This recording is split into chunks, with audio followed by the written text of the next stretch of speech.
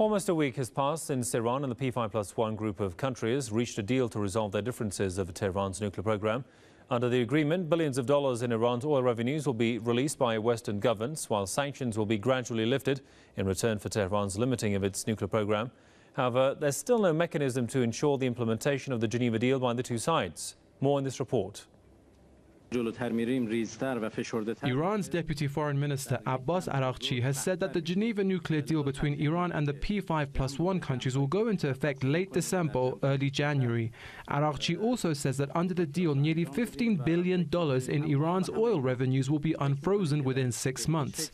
This is while the US has already put the amount to be unfrozen at $7 billion, less than half of what the Iranian officials suggested. The US figure is inclusive of $4.2 billion of oil money that will be unfrozen in installments. It is not clear what is the reason for the discrepancy between the figures that the Iranian and US officials have provided. Meanwhile, latest reports have highlighted the complicated nature of lifting sanctions imposed on Iran by the US and its European allies. An example is the insurance sanctions. The easing of these sanctions on Iran's oil exports is likely to take months to come into effect. Insurance companies say this is due to complex regulations in the US and the EU. Under the nuclear agreement, sanctions on insurances dealing with Iran must be eased. It is not clear what mechanism will be used by these companies to reduce the sanctions, or will they be entangled in a mesh of complicated rules that could give them a headache to resume their trade ties with Iran. There are also discrepancies between the text released by Iran and the one put by the White House on its website. In the copy of the joint plan of action released by the Iranian Foreign Ministry, there is no mention of the details of a sanctions relief.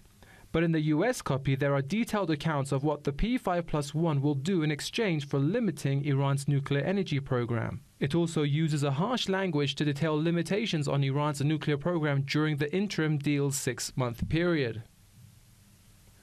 Observers, moreover, say that no mechanism exists to ensure the implementation of the Geneva deal by parties to the agreement, that is, Iran and the P5+1 group, namely the 5 permanent members of the UN Security Council as well as Germany.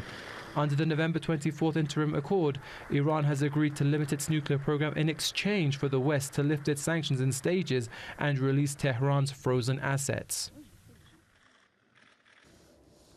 Let's go to Boston and talk to Kaveh Afrasiabi, author and political scientist. Welcome, sir. Ms. Afrasiabi, first of all, why should there be such a contrast in this deal?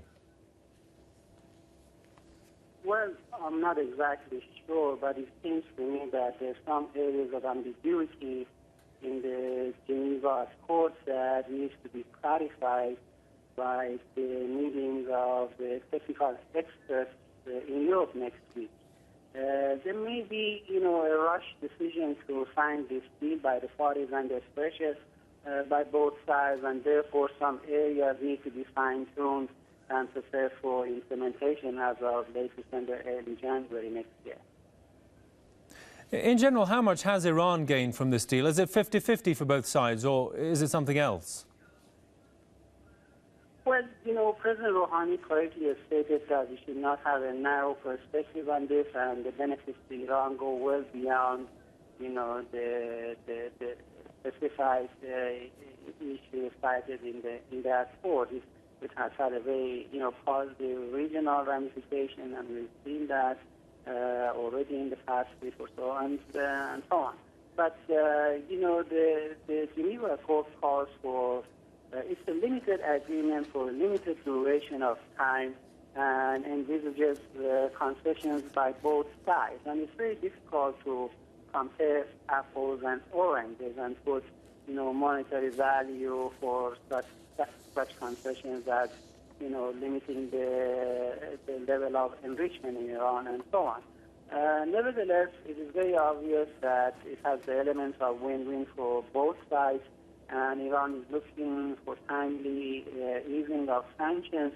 The Western parties should recognize the fact that, their unjust and mostly illegal, if not entirely illegal, sanctions on Iran have introduced hardships to ordinary Iranian people. And in light of Iran's willingness to show good faith and initiate on a voluntary, non-legal concessions, nuclear concessions, the West needs to reciprocate and not to have a cavalier attitude about it, and do what they did exactly 9 years ago in November when the Paris Agreement, the last agreement between Iran and the Western powers at the time, Germany, France, and England were involved, was signed. And that agreement, I think, should be viewed for historical lessons, because it fell apart less than 2 years later and as precious lessons. That agreement specifically recognized Iran's right under the NPT without discrimination, and Iran expects the same language in the final agreement to be signed after arduous negotiations in 6 months or so. All right, Kaveh Afrasiabi, author and political scientist from Boston. Thanks for your thoughts, sir.